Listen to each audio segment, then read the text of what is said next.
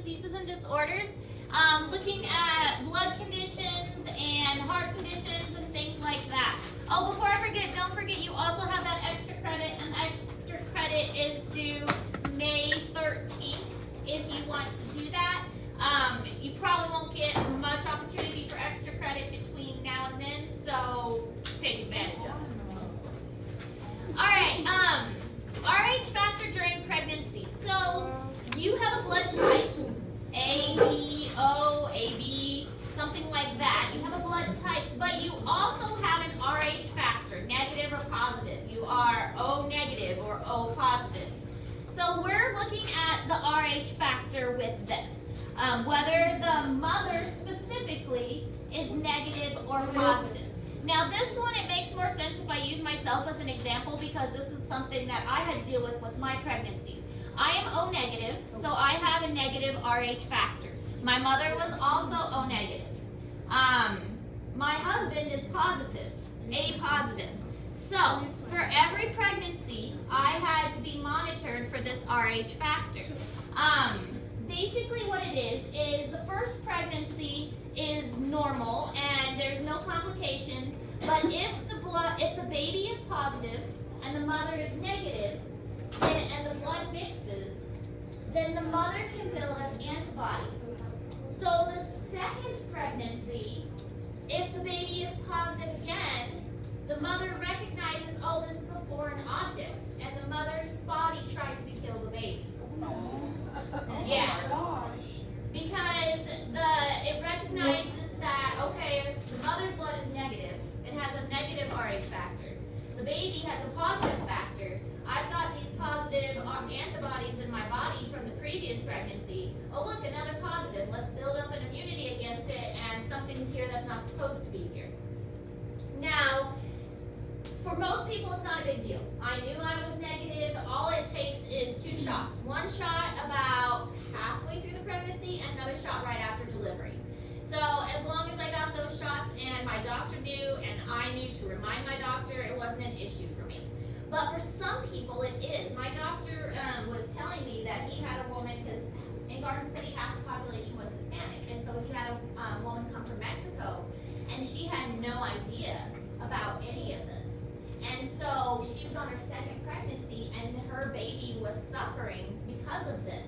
And there was all kinds of complications because they didn't know that this RH factor was affecting the pregnancy until it was almost too late. So it's a serious, serious thing, but not bad if you know about it. So another reason to know what your blood type is. And because my mom was also O negative, it affected her, and she had to have the shots. And since I was negative, I knew I was going to have to do it too. It's only if the mother is negative. If the mother is positive, it's not a problem. It's only if the mother is negative. Okay, so jaundice is another condition. Jaundice occurs when the liver cannot rid the body of hemoglobin. So the liver breaks down the blood cells that our body no longer needs. But sometimes the liver can't do that. And in that case, there's something wrong with the liver, and the dead blood cells kind of build up in the skin, and it causes a yellow coloration. Now, actually, jaundice is very common in newborns. All of my children had jaundice when they were first born, but it was never serious enough that it required hospitalization. It causes yellowing of the skin. The eyes especially turn kind of a yellow color, like the whites of the eyes. If you see jaundice in an adult, then that's a sure indication that something is up with the liver. Foraminal valve. The foraminal valve is a hole in the heart, and the reason that it's there is between the 2 atriums. It's to allow the blood to go past the pulmonary circuit, because when the baby is developing in the uterus, it doesn't need to use its lungs. So we don't need to send a bunch of blood to the lungs to get oxygen, because they're not breathing in oxygen anyway. I mean, a little bit of blood's still going to go to the lungs, but not a lot. So the foraminal valve is a hole between the 2 atriums that take it from the right atrium, and instead of sending it to the lungs, sends it directly to the left atrium so it can be pumped to the body.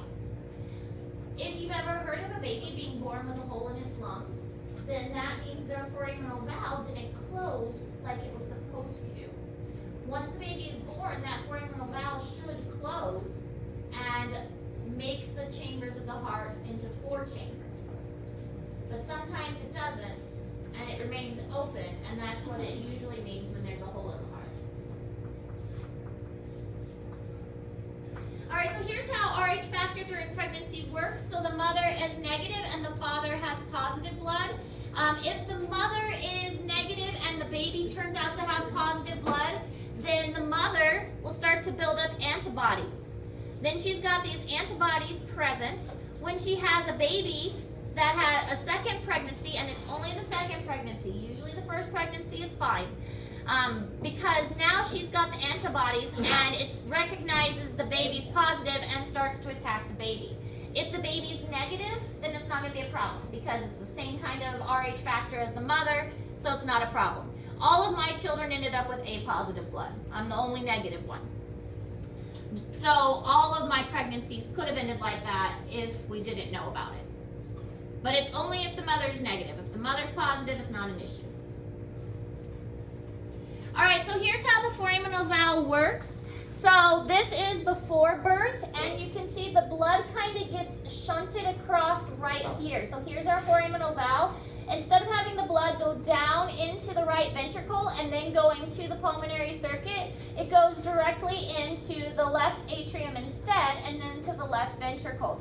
Bypassing this is fine because you don't need the lungs when you're in the uterus. You're getting all your oxygen from the mother. This hole is supposed to close after the baby is born, but sometimes that hole stays open, and then that's when you get problems, is when that hole stays open. This is what jaundice looks like compared to a normal individual. You can definitely see a distinctive yellow coloration. Again, jaundice is very common in newborns because their body is having difficulty breaking down those blood cells at first. After a couple weeks, the jaundice usually goes away. If the baby continues to be jaundiced, sometimes they will put them under special lighting. If you've ever seen the pictures of the babies under those special like blue lamps with like little sunglasses on, that's because they have jaundice, and that light actually helps to break down the dead blood cells until the liver can get caught up. All right, so other things with the cardiovascular system, age-related problems, weakening of the veins in the valves in your veins. So over time, the veins in your legs can get weakened and the valves will not close properly. This makes poor circulation and it makes it difficult for the blood to return to the heart. So the blood starts to pool in the feet more, can cause swelling, it can cause more serious injuries if there's poor circulation. A lot of times we see this in diabetic people. When they have diabetes, it also prevents them from healing, especially if they get injuries in their legs. Varicose veins, and sometimes you can get, when you get older, progressive arteriosclerosis. Arteriosclerosis is the thickening of the vessels and making it hard and not stretchy. We talked about why it's important for it to be stretchy is it's trying to accommodate that blood pressure.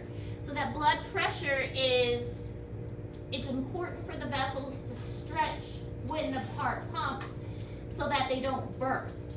If they start to get hard, it's more likely for a vessel to burst. Hypertension also is a result from the loss of elasticity, and then coronary artery disease is resulting from the fatty calcified deposits in the vessels. So coronary artery disease is when there's buildup inside the vessels, and it can lead to heart attack and stroke, and also high blood pressure because the body has to work harder to pump the blood through when the lumen is much smaller.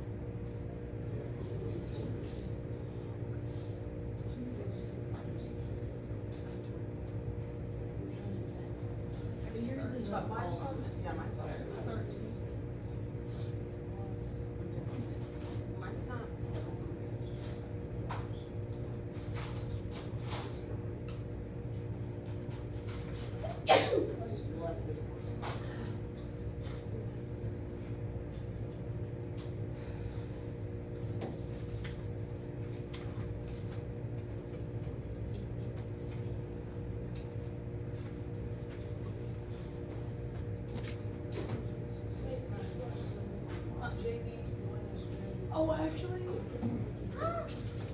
Varsity didn't know. Huh? We don't have to rub it in. Varsity. Hey, she already make it a goal, right? There it is. No, I mean like in like.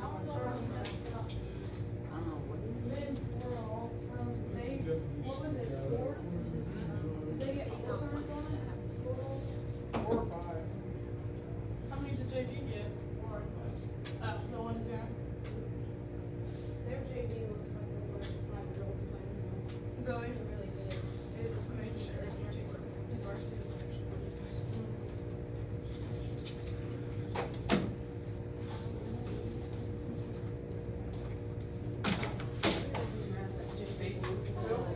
She said, that's not fair. I was like, bruh. Okay, so here's some examples. This is what the valves are supposed to look like. This is what they're supposed to look like when they're open. But sometimes when the valve gets diseased, you can see it doesn't close all the way. And when it opens, it doesn't open all the way. So this is going to allow some backwash, and this is going to mean that the blood isn't able to flow through the way that it's supposed to. So having the valves being functional is super important. All right, other things that can happen is thrombosis, which is a clot in an unbroken blood vessel. So you just get a clot inside a vessel that's not supposed to be there. The thrombus, it can be deadly in such areas as the lungs if it's blocking places that are and preventing you from getting oxygen. Really, the thrombus will depend on the location. Some places it isn't as bad, and if you have a history of blood clots, sometimes they will put you on blood thinners. The problem with blood thinners is it makes your blood thin, and if you were to get cut, then you would bleed out because your body wouldn't stop bleeding. So it's kind of a balancing act if you have a history of blood clots. Embolus is a thrombus that breaks away and floats freely in the bloodstream. So when it breaks away, that's not good either. It could travel to the heart and give you a heart attack. It could travel to the brain and cause a stroke. It could travel to the lungs and cause pulmonary embolism. So a thrombus is just a clot, and it's not as bad if it gets caught early enough. An embolism is worse. That means the clot is loose and it could travel somewhere and cause damage that you don't want. So both of them are serious conditions. With a thrombus, they can sometimes, depending on the location, they can insert a catheter into your vessels, and then it usually has like a little balloon at the tip of it, and sometimes they can expand the balloon to open up that area, and they can use that to remove the clot as well. It depends on the location of it, of course. Blood clots are usually noted by swelling and redness and pain, and then the artery, it kind of looks, or vessel that it's in, gets swollen and darkens because it's harder to push the blood through that area. So if there's a place that's red and swollen and in a lot of pain, and the vessels around it are prominent, then that indicates a blood clot. Oh. She did that.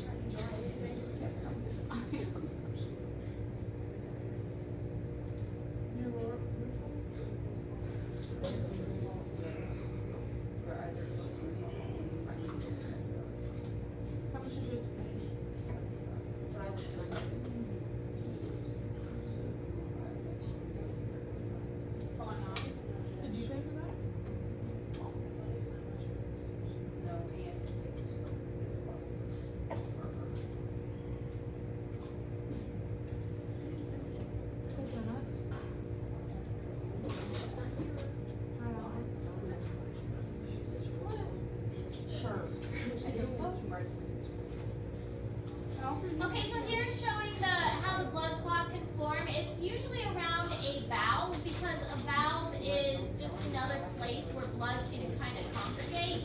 And so we've got a blood clot here forming against the valve, and then we have one that breaks off, and that's going to cause the embolus that will travel through the bloodstream and probably end up somewhere else. Most of the time, not all the time, but a lot of the time, the blood clots will form in the legs because they have such poor circulation. I mean, they can form other places, but that's why, like after a surgery or something, they put those balloon things on the legs. It's to keep the blood flowing, prevent them from backing up and forming a clot at these valves. Thrombocytopenia is insufficient number of circulating platelets. So platelets, again, are the little tiny pieces of a broken cell that are found within our blood that help with the clotting process. So this can arise from a lot of different conditions, a lot of it associated with the bone marrow, and it makes you bleed a lot. It causes skin discoloration. If you bump against something, you bruise really easily, and that's because your body can't stop the bleeding once the bleeding starts. Hemophilia, this is a hereditary condition. It's a bleeding disorder where normal clotting factors are missing. So even minor tissue damage can be life-threatening because you can't get the bleeding to stop. So those conditions are really kind of scary. I mean, if you think of how often you get a paper cut, or you scrape your knee, or get injured, or get a bruise, and then not being able to stop bleeding from that is a really kind of scary thing to think about.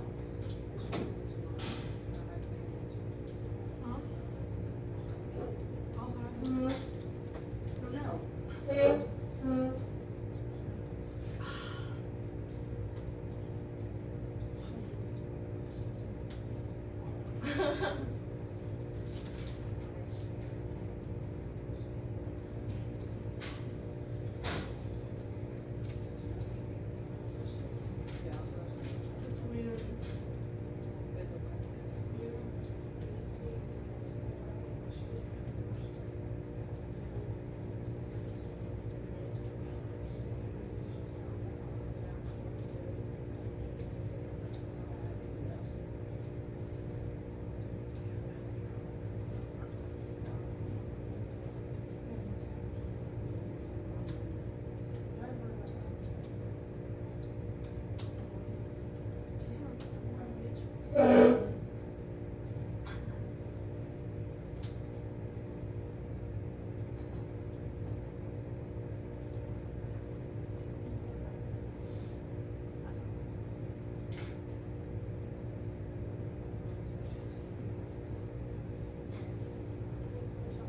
What do you guys want this video?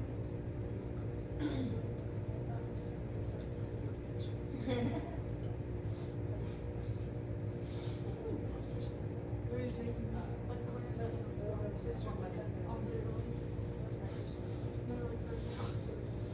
Don't be so much today.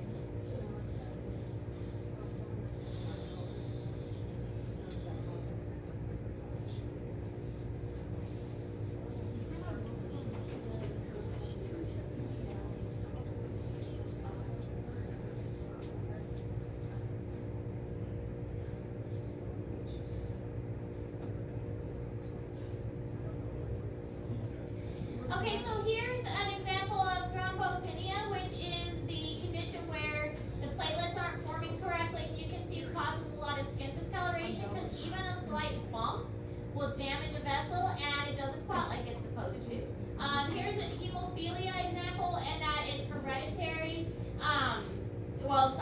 It is hereditary, but this is a healthy one, and then this one is showing a what a hemophiliac vessel would look like. So the platelets do not clot. Their clotting factors are gone, so the blood continues to leak out. All right, other things. Leukemias, cancers of the blood. We kind of mentioned this already. Leukemia is often referred to as a childhood cancer, and it is mostly in children because it deals with blood cell formation, specifically white blood cells. And as as we know, by the time you get to adulthood, you don't have as much red bone marrow, you have more yellow marrow.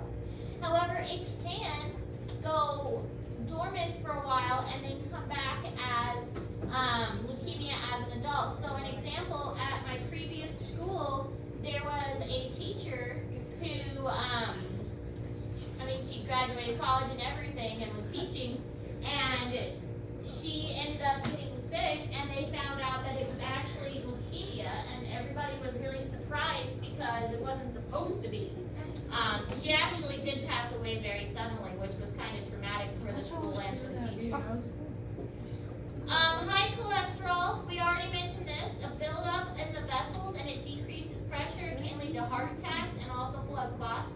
And then sickle cell anemia, we already mentioned this one a little bit too. The erythrocytes have kind of flattened and gotten pointy, and this makes it so that they don't carry oxygen as well, but it also causes damage through the vessels. Think of like an inner tube going down a lazy river. The round inner tubes will bump into other inner tubes and roll around and move pretty smoothly. But if you had a really pointy canoe and all the canoes were hitting each other and bumping into each other, they would get clogged up. And they would also damage the cells, or the canoes, and they would damage the pool as well.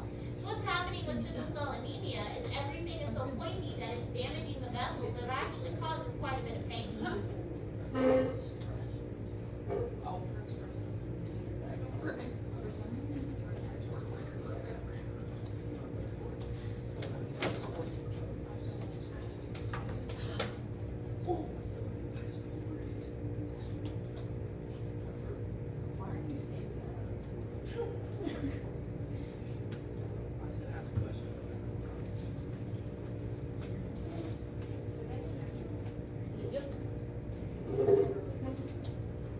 mine's worse than that. Yeah, face gets real Is it curly under there?